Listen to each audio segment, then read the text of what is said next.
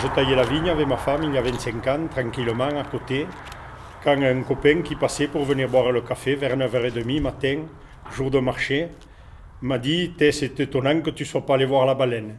J'ai dit « Quelle baleine ?» Et tout d'un coup, alors que j'étais à demi inerte depuis quelques années dans mon travail, dans la routine, le train-train habituel, tout d'un coup les pulsations, tout a dû s'accélérer, s'enclencher, les hormones, tout. Et je me suis retrouvé, bien sûr, à partir sur la plage, et j'avais l'impression que j'allais assouvir un rêve, un besoin intense, que j'avais enfoui en moi, mais je ne savais même pas que je l'avais enfoui.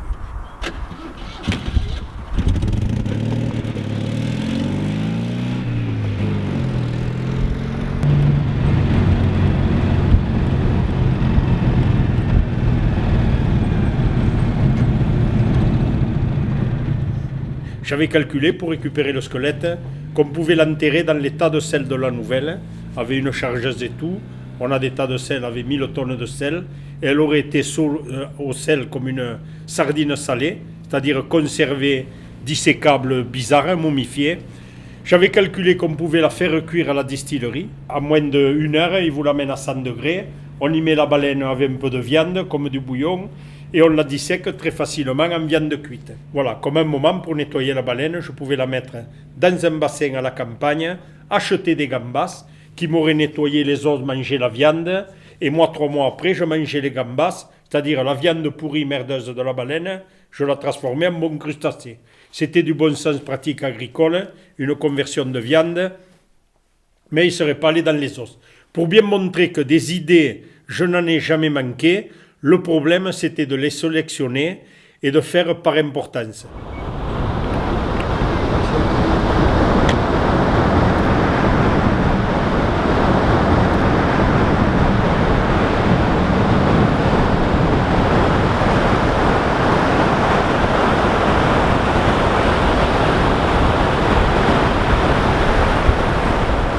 Donc je suis allé sur la plage et là, merveille, au milieu des vagues, il y avait une grosse tempête, des grosses vagues, à 200-300 mètres, j'ai entrevu deviner que c'était ma baleine.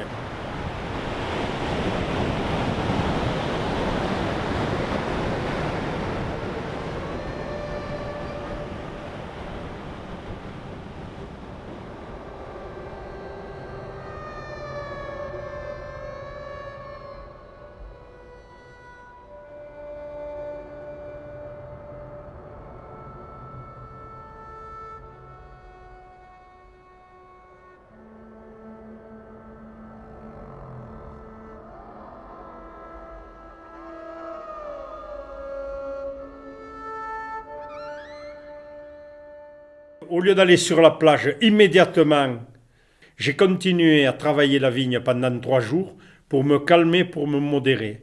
Et c'est amusant de constater que moi qui suis puissant, violent, impulsif, trop rapide, trop précipité, pendant 3 jours, j'ai calculé la méthode, l'organisation pour découper la baleine. Mine de rien, j'ai récupéré des outils agricoles qui servent à tailler le pressoir. Ça, c'est un outil viticole de la cave qui correspond exactement aux outils des baleiniers.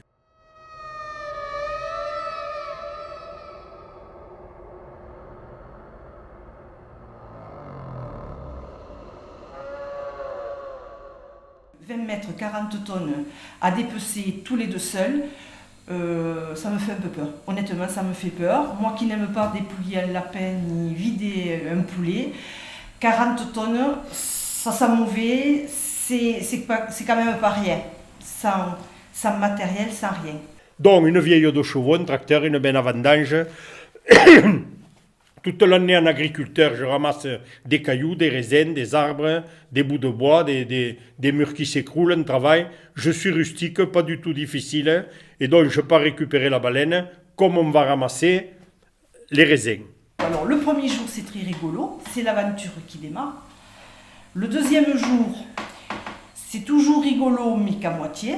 Troisième jour, c'est plus du tout rigolo, parce que ça sent énormément. Ça sent à la fois de la viande pourrie, du cadavre, du poisson pourri et du fruit de mer très avarié.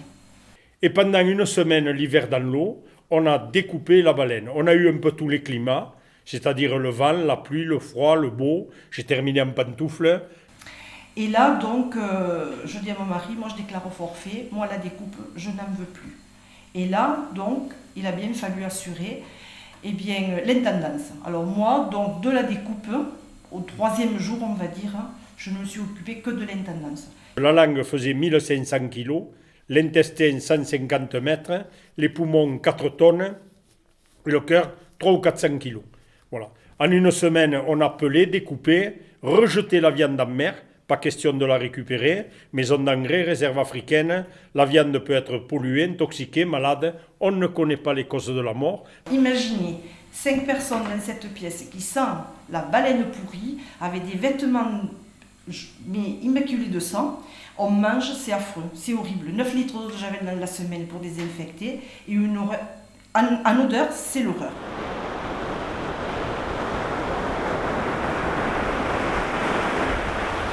Mine de rien, là où était la baleine, le paysage est merveilleux. Le canigou d'un côté, les garrigues, le village deviné dans la brume. C'est un endroit où on se sent faire même un mauvais chantier. L'endroit est tellement agréable que découper 40 tonnes de merde, ce n'est pas du tout emmerdant.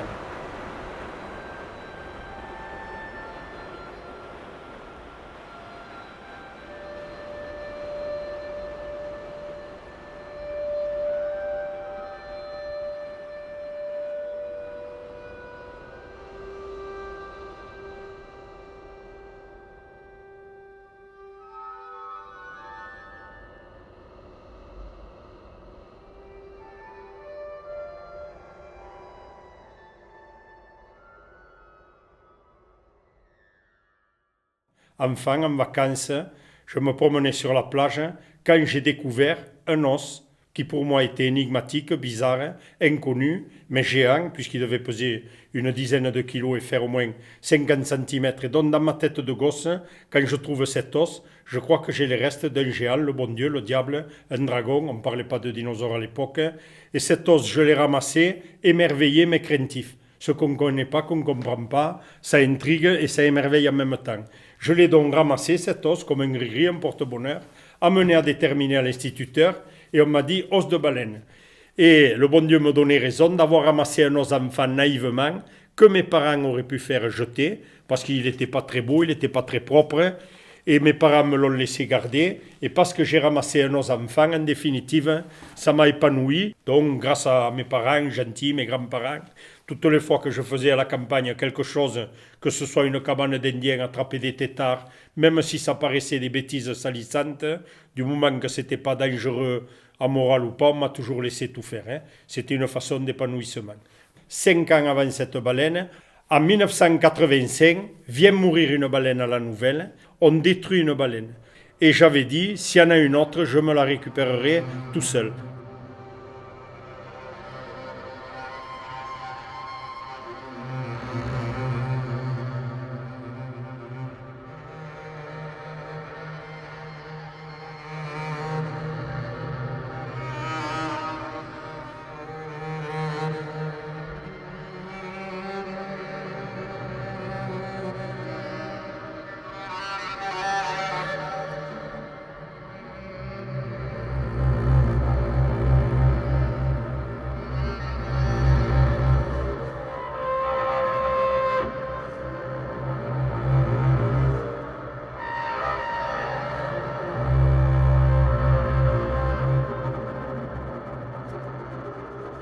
J'aime les grenouilles, les têtards, les poissons, les couleuvres d'eau. Le marécage, même si des gens disent ça pue, ça ressemble à rien, c'est pas une piscine, c'est pas les Bahamas. Le marécage, il peut être beau, il peut être vivant. Et donc je m'intéresse au marécage et chez moi, je ne le ferai jamais combler. Il faut dire qu'enfant, quand je venais à la campagne, je faisais des cabanes d'Indiens. On était 5 petits-enfants. Moi, on m'avait classé, j'étais le sorcier, je devais être déjà bizarre et tourmenté. Et donc, en tant que sorcier, mon coin de cabane d'Indien, je le décorais avec des crânes de moutons. Parce que dans les films, les Indiens, il y a le sorcier avec des crânes de bisons. On n'avait pas des bisons, on avait des moutons. Donc, depuis enfant, je récupérais les crânes de moutons pour décorer ma cabane d'Indien. Et je m'étais aperçu, bien évidemment, à l'observation qui m'intéressait, c'est-à-dire pas les mathématiques ou la géographie, que les crânes de moutons que je trouvais dans le marécage, ils étaient bien nettoyés, propres et complets.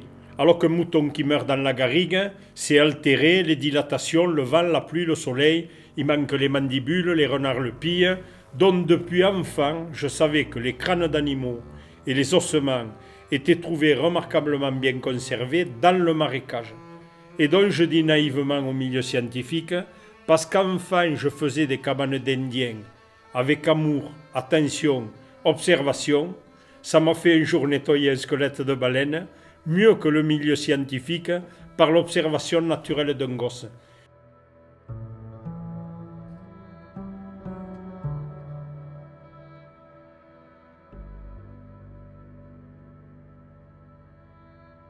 On a récupéré vaguement 4 tonnes d'ossements, en nombre 200-206 comme l'homme. C'est le même squelette que nous, le sternum, l'osioïde, les vertèbres, les cervicales, radius cubitus humerus. C'est un squelette comme tous les mammifères, à quelques détails près d'évolution. Et 4 tonnes d'os. Là, le squelette sec et déshydraté ne pèse que 2 tonnes, parce qu'il faut bien penser que quand un animal est vivant, l'os est lui-même vivant, et dans les alvéoles osseuses qu'il a sont vides, spongieuses, il y a de la viande, puisque la moitié en caricature du poids d'un os, c'est de la viande qui a créé l'os. Voilà, l'os c'est de la viande et du calcaire. Voilà. Donc pour nettoyer l'intérieur du squelette pour pas qu'il goûte de l'huile, j'ai immergé le squelette de la baleine, numéroté, répertorié avec des cordes et des nœuds. Première côte, une ficelle, un nœud, deuxième 2 nœuds, 3 nœuds, facile à faire. La moitié des os, on ne peut pas les mettre ailleurs, n'ont pas été numérotés.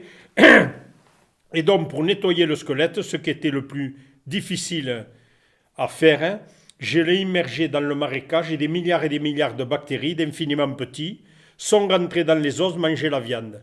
Parce qu'on a un marécage avec de la vase c'est de la matière organique, ça c'est aussi le lycée agricole, et la matière organique, il y a toujours des animaux qui le mangent. Donc quand on parle de pollution organique, il ne faut pas exagérer non plus. Les feuilles qui pourrissent, on peut dire que c'est une pollution, mais que c'est le cycle de l'azote aussi qui est nutritif, comme les nitrates. Donc en définitive, squelette dans le marécage, et là aussi, j'ai eu de la chance. On a eu une année de malaïgue, de mauvais eau, en vieux français, en patois, l'inverse de malaria. C'est-à-dire que le marécage a dégénéré, tout a paru mourir. Et les bactéries, les animaux qui mangeaient la vase, se sont mis, quand les conditions étaient défavorables, à l'état de germes, de spores, en hibernation. Mais il y a un phénomène tout simple en botanique, c'est que quand des animaux hibernent, se mettent à l'état de germes, de spores, d'autant qu'ils ont hiverné, quand ils vont redémarrer, ils seront d'autant plus actifs qu'ils ont hiverné. Et en agricole, pour les graines de blé, qu'on les met au frigo avant de les planter, ça s'appelle la printanisation.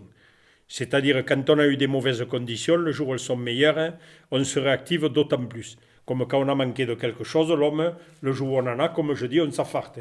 Que ce soit l'eau, les femmes, les loisirs, voilà. Si on n'en manque pas, on n'en a pas besoin.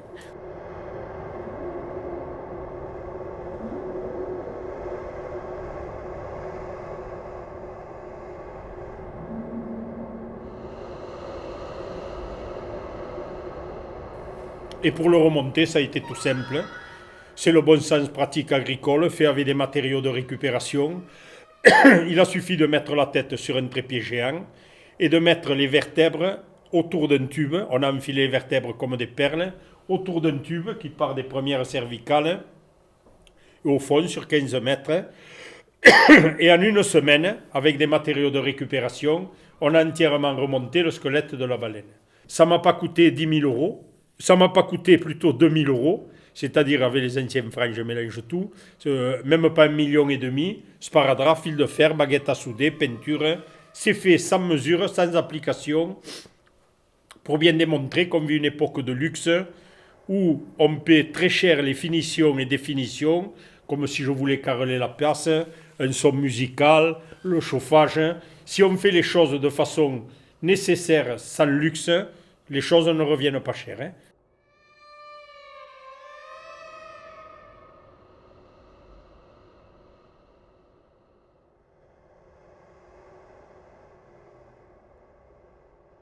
Cet œil de baleine, je ne savais dans quel liquide le mettre. Je connaissais les aptitudes du formol, du créosote de hêtre, de l'alcool ou du sel. Et donc, ne sachant pas dans quel liquide l'alcool conserve en jaunissant, le formol conserve en durcissant et en devenant blanc, et l'eau ça pourrit. Ne connaissant pas les doses de mélange, j'ai fait un mélange tout simple. J'ai mis un tiers de formol, d'alcool et d'eau de mer. De l'eau de mer, je vais vous dire pourquoi, tout simplement pour ramener le liquide qui contient l'œil à 8 pour 1000 de densité, ce que j'appelle la pression osmotique, concentration en sel, parce que la lymphe, nos liquides dans le corps humain sont à 8% ou 8 pour 1000 de concentration. Et en mettant le liquide qui contient l'œil à la même densité, pression osmotique, ça c'est la botanique, l'assimilation, que l'œil, les deux liquides ne se mélangent pas. Ils ont la même poussée sur la paroi, donc aucun ne va chez l'autre. Il n'y a pas un hypotonique, un hypertonique, ils sont en équilibre. Et donc théoriquement, dans mon esprit, si on voulait disséquer l'œil, là, le fait qu'il y a de l'alcool et de l'eau, c'est toujours faisable. S'il y avait du formol, ce ne serait pas faisable. Et le fait que j'ai mis de l'eau salée, le liquide de l'œil n'est pas mélangé avec l'autre, ils sont restés chacun à leur place. Ce qui permettrait de l'analyser. Alors ça aussi, pour un vigneron, ça fait drôle d'avoir pensé à dire le liquide qui contient l'œil et le liquide qu'il y a dans l'œil, il faut que ce soit les mêmes en pression. Voilà.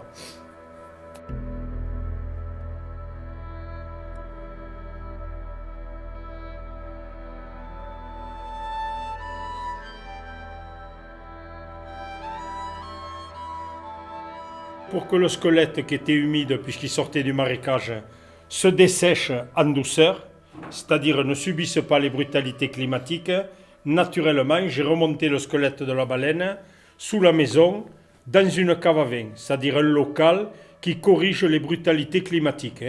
Le vin supporte le chaud, le froid, 5 degrés, 30 degrés, mais pas avec des variations brutales, mais en courbe douce comme nous, on supporte le moins 40 et le plus 40.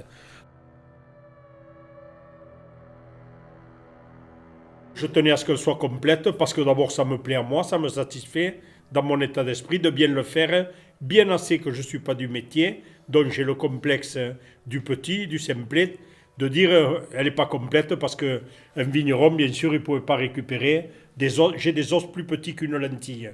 Or, dans 40 tonnes de mouscaille, trouver des os qui sont plus petits qu'un grain de riz, il faut vraiment en avoir envie et aimer ça. Moi, si je n'avais pas récupéré la baleine, j'aurais pas trop bien vieilli parce que j'aurais eu une frustration d'avoir récupéré la baleine. Comme je dis maintenant, tout baigne. Que ce soit le métier, les rapports avec les gens, j'ai toujours mauvais caractère. Je suis toujours chiant, je suis toujours détestable. Mais maintenant, je me supporte mieux. Voilà. Je suis content d'avoir fait une baleine. Ça, pour moi, c'était important.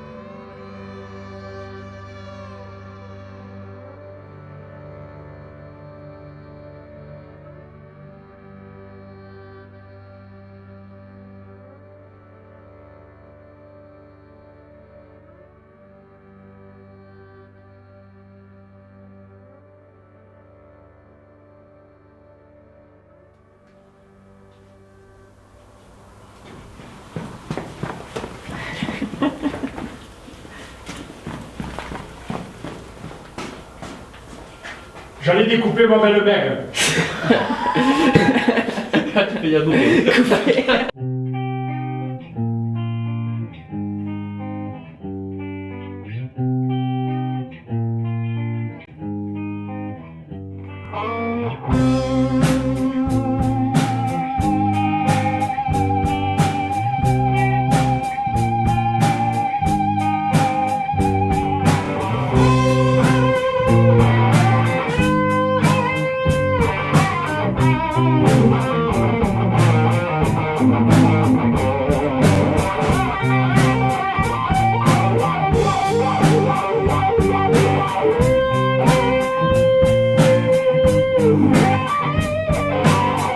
Thank you.